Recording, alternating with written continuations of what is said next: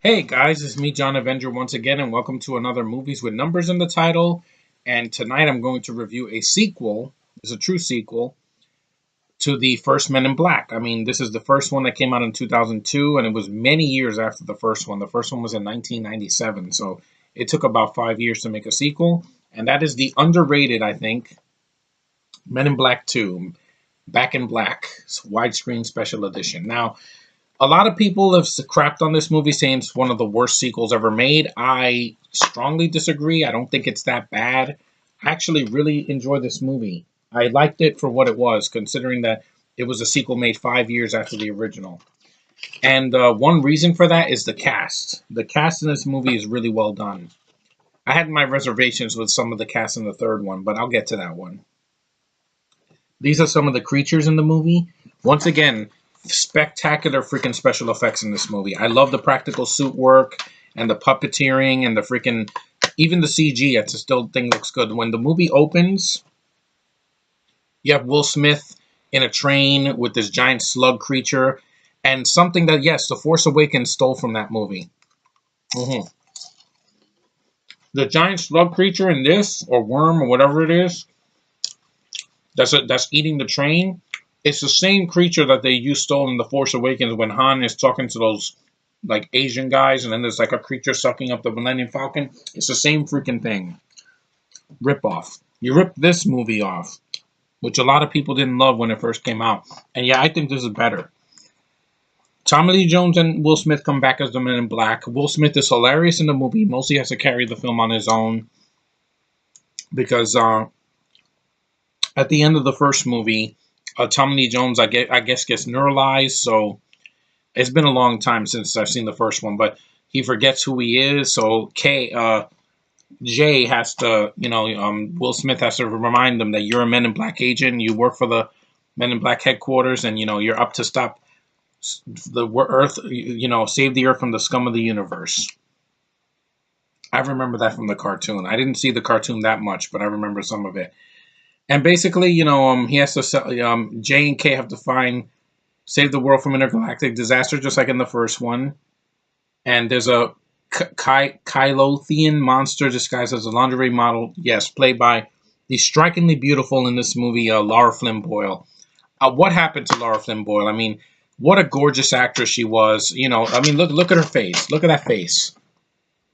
That is a beautiful woman. Why would she ever want to do facial surgery? I don't get it. I know some women, that it's all about looks now. That they have to look good to get a role, and I understand that. But Laura Flynn Boyle, you should have never went under the knife because you're beautiful. Even on the inside, you're beautiful. Because I love listening to that woman talk. Like I could not look at her in the face and still listen to her voice, and I would still be turned on by her. Sometimes looks aren't everything.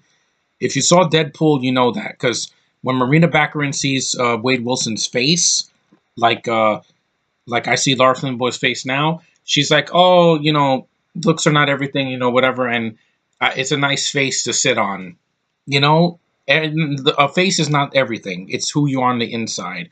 And I got that with this actress. I really love watching her. She's a beautiful actress.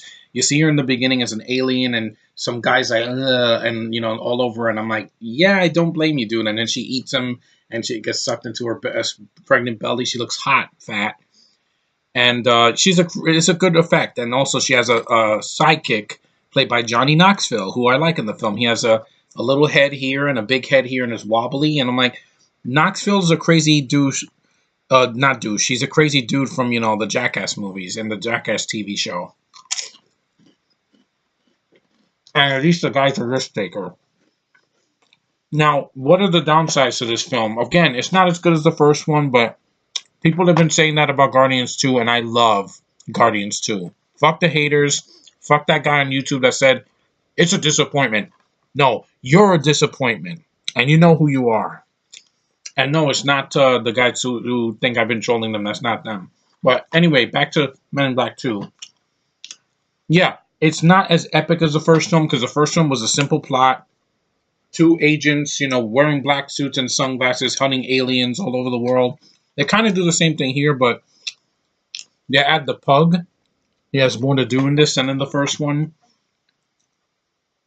Rip Torn is in this movie again, just like in the first one. I didn't like the girl they had in the third one. I just felt like it was some stupid feminist casting, and I'm sick of that.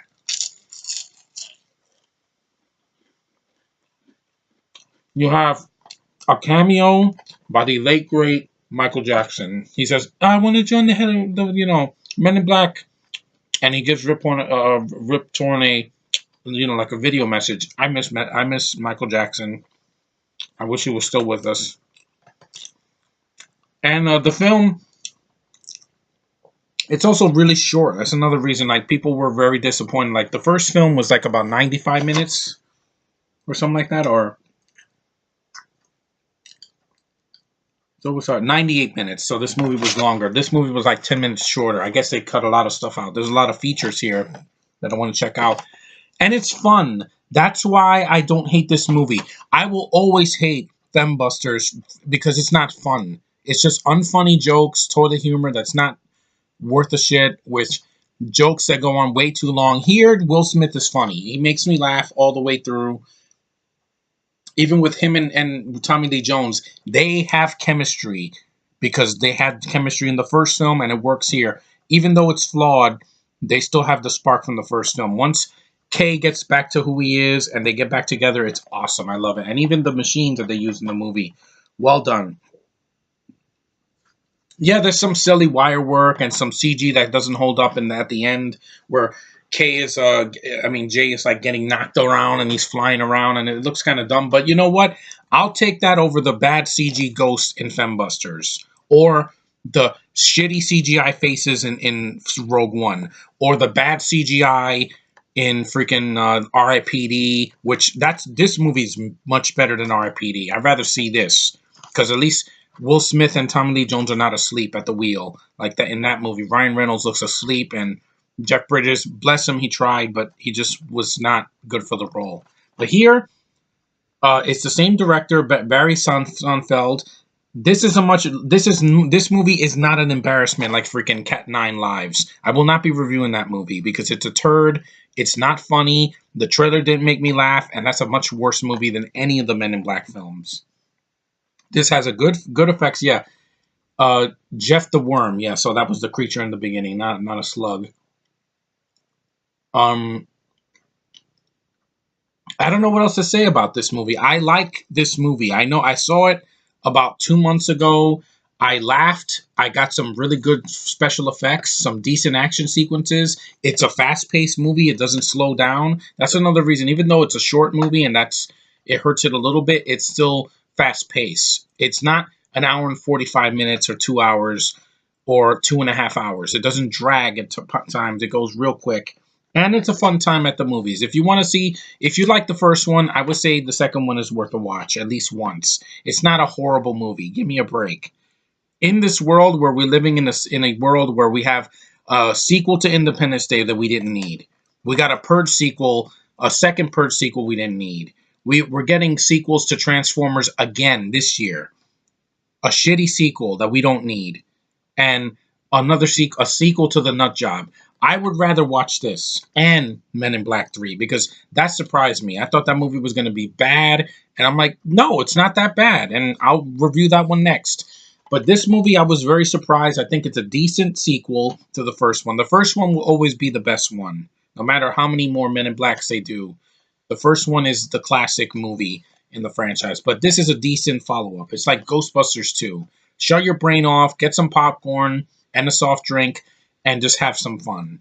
Critics nowadays don't know how to have fun. They have to back down to women critics saying, the feminazis out there. They're like, oh yeah, if you give a bad review to Fembusters, you're a sexist.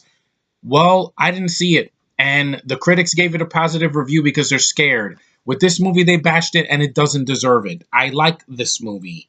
It's not a chore to get through. I like the special effects on the worms, from the first film. You have Rosario Dawson. She's not really in the film that much. She's there, I guess. So she's not really that interesting. But I love Lara Flynn Boyle as a villain. I think she's sexy in this movie. I've always found her attractive. That great dark hair that she has and that voice. Even though she may look, not so young anymore, I can still hear her voice. As long as she doesn't sound like this, I think I'll be okay. And looks aren't everything, people.